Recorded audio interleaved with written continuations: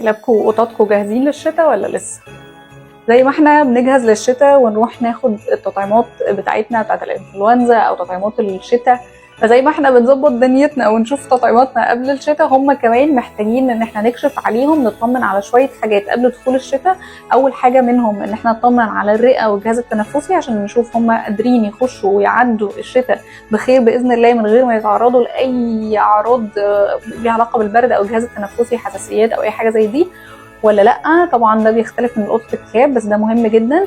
تاني حاجه، هل مفاصلنا والموبيليتي بتاعتنا كويسه ولا لا؟ يعني كلبي او قطتي عنده مشاكل في المشي، عنده اي حاجه بيعرج، رجليه بتبقى وجعاه، لما يجي يقوم بعد فتره طويله هو قاعد بيبقى عنده مشكله في المشي، ده بيحصل سيزونال مع الشتاء ولا بيحصل طول السنه؟ او عايزه اطمن عشان سنه كبر شويه.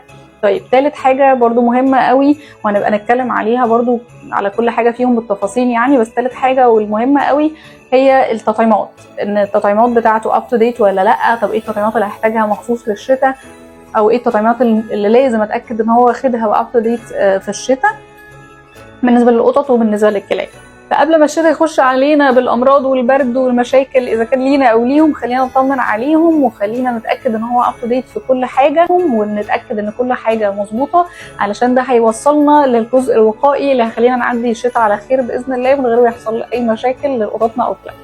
تقدروا تحجزوا معانا عن طريق الواتساب او مسجز على البيج باي طريقه تبقى سهله عليكم، تحجزوا ميعاد ونكشف عليهم ونطمنكم عليه.